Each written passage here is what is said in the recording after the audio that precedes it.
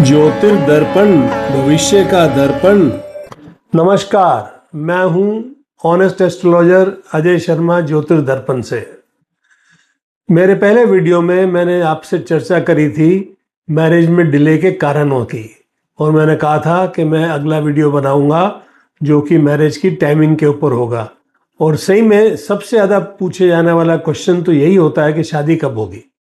कोई भी अगर माँ बाप आते हैं या कोई व्यक्ति खुद भी आता है तो यही पूछते हैं कि भाई हमारी शादी कब होगी। और एस्ट्रोलॉजी में बहुत सारी टेक्निक्स हैं जिसके द्वारा ये मालूम कर सकते हैं कि शादी का पीरियड कब आएगा। और ऐसी ऐसी टेक्निक्स भी हैं कि जो आपको नैरो डाउन करके कुछ महीनों से कुछ दिनों में, हफ्तों में भी ला सकती हैं। तो ये एक एस्ट्रोलॉजर के अपने देखने के तरीके के ऊपर निर्भर करता है, पर रूल्स हैं, कानून है, सिस्टम्स हैं, सब उसके अंदर बने हुए हैं। आज हम बहुत ही सरल भाषा में कुछ मेजर टेक्निक्स को समझने की कोशिश करेंगे। जैसे मैंने कहा, टेक्निक्स तो बहुत है, पर हम एक बहुत सरल तरीके से आपको समझाने की कोशिश करेंगे कि मैरिज की टाइमिंग कैसे तय करते हैं ज्योतिषी। और एक कुंडली में एनालाइज करके बताऊंगा, बहुत सरल तरीके से समझाऊंगा। तो मैरिज का जो प्रेडिक्शन है उसका जो बेसिस होता है, सातवां घर होता है। सातवें घर का मालिक होता है, सातवें घर से रिलेटेड चीज़ें होती हैं, और सातवां घर का मालिक कहाँ बैठा है उसके ऊपर निर्भर करता है, उस पर किसकी दृष्टि है, किससे संबंध बना रहा है, पापी ग्रहों से, अच्छे ग्रहों से, ऐसी ऐसी कई चीज़ें होती हैं जिनसे ये देखा जाता है कि भाई मैरिज का बारे में बताना हो, तो शादी के टाइम के बारे में बताना हो, शादी होगी या होगी इसके बारे में बताना हो, तो सब सातवें घर से देखा जाता है।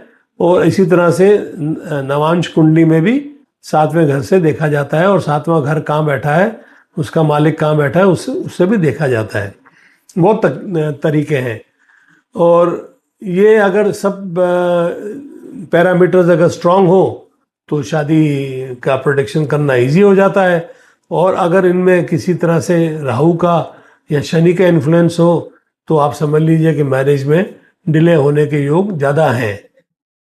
शादी के अवसर जल्दी पैदा हो जाते हैं कि जब अगर हम देखें कि गुरु जो है अपने गोचर में पहले घर को, पांचवें घर को, सातवें घर को, नौवें घर को प्रभावित कर रहा हो। शनि भी जो है सातवें घर को एक्टिवेट करता हो। यदि शनि और गुरु दोनों कुंडली में सातवें घर को या सातवें घर के मालिक को या शुक्र को या गुरु को एक्टिवेट करें तो भी विवाह का योग बनता है।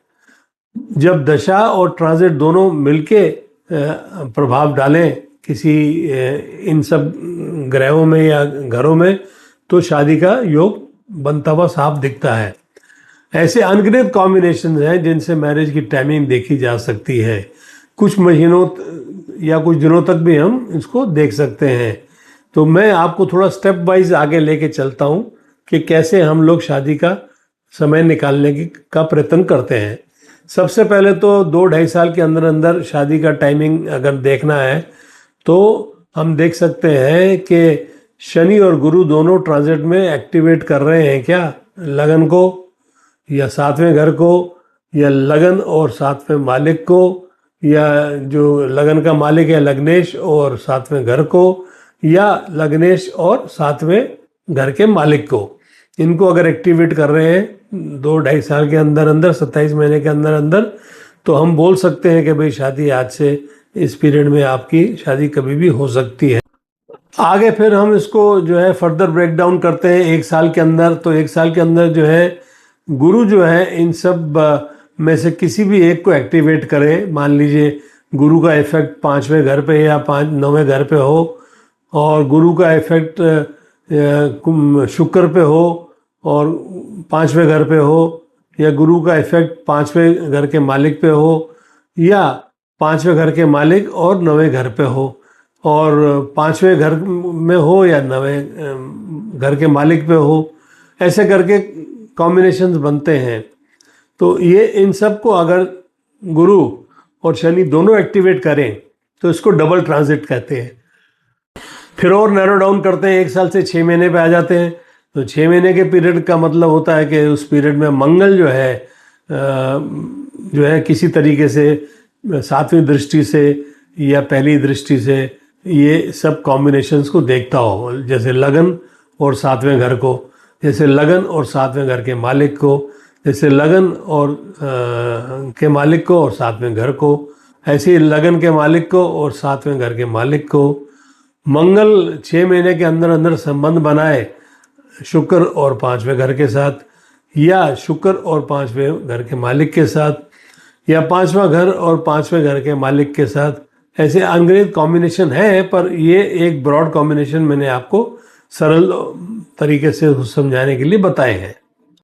बने रहे मेरे साथ, कहीं जाइएगा नहीं, और पहले मेरे को जो है सब्सक्राइब करें, बेल आइकन को दबाएं, नोटिफिकेशन ऑन करें, और अपने चाहने वालों को, दोस्तों को मेरा वीडियो फॉरवर्ड करें। और मैं आगे आपको ये बताने वाला हूँ कि जो है मैरिज की टाइमिंग के बाद तीसरा प्रश्न जो आता है, मेरा लव मैरिज होगी या अरेंज मैरिज होगी, इसके बारे में भी मैं विवेचना करूँगा अगले वीडियो में। तो बने रहें मेरे साथ। आपके सामने ये एग्जाम्पल चार्ट आ रहा है, और इसमें अगर आप देखेंगे तो लगन जो है 2 नंबर का है, यानी टॉरस का लगन है, और सातवां घर जो है वो पड़ता है स्कॉर्पियो का, यानी वृश्चिक का। और वृश्चिक का जो मालिक है वो मंगल है, वो 10वें घर में बैठा है। और जो शुक्र है, जो विवाह का कारक है, वो 5वें घर में इसमें प्लेस्ड है। और अब गुरु जो है अपनी ट्रांजिट में, यानी गोचर में, वो 7वें घर को से गुजर रहा है। और साथ में इस व्यक्ति की माँ दशा शुक्र की चल रही है, जो कि विवाह कारक दशा होती है। तो उस दशा में इनका विवाह निश्चित हो गया, और ये जल्दी उम्र में ही इनका विवाह हो गया। ये एक बड़ा सिंपल सा चार्ट है जो मैं आपको दिखाया हूँ, बहुत सरल तरीके से समझाने के लिए। बाकी तो बहुत कॉम्प्लिकेशंस होती हैं, वो एक अच्छा एस्ट्रोलॉजर देख सकता है। मैरिज टाइमिंग एस्ट्रोलॉजी में प्रिडिक्ट करने के लिए सबसे पहले मैरिज की एज कैलकुलेट करनी पड़ती है। यदि विवाह योग्य समय आ गया है तो हम तब देखते हैं 5वें घर को, 7वें घर को, 9वें घर को और 10वें घर को, शुक्र को और गुरु को, इन सब की स्थिति क्या है। फिर गोचर में जो है इन सब के ऊपर, इनमें से किसी के ऊपर भी कोई दृष्टि है, गुरु की और शनि की, ये सब फैक्टर्स हम देखते हैं। इसमें ऐसे करके बहुत सारे कॉम्बिनेशन बन जाते हैं। तो इतना आसान नहीं है ये, खाली मेरा वीडियो देख के कोई कैलकुलेट करे तो वो भी इतना सरल नहीं है, अनलेस की शादी के पूरे पैरामीटर्स आंखों के सामने दिख रहे हो। और अगर आप चाहते हैं कि अपनी कुंडली को एनालाइज कराएं, या अपने बच्चों की कुंडली को एनालाइज कराएं, या अपने जान पहचान वालों की कुंडली को एनालाइज कराएं, तो आप मुझे कांटेक्ट कर सकते हैं। मेरे सब डिटेल जो है डिस्क्रिप्शन में दिया है। और जो विदेशों में रहने वाले हैं उनको भी मेरा यही मैसेज है कि आप चाहें तो मुझे गूगल मीट पे, जूम पे, व्हाट्सएप पे किसी भी तरीके से कांटेक्ट कर सकते हैं प्रायर अपॉइंटमेंट के साथ। मैं आपके साथ ज़रूर आऊँगा और आपके प्रश्नों का उत्तर दूंगा। और अब जो है आपको एक ही निवेदन है कि मेरे साथ बने रहें, कहीं जाइएगा नहीं, क्योंकि अगला वीडियो आ रहा है लव वर्सेस अरेंज मैरिज।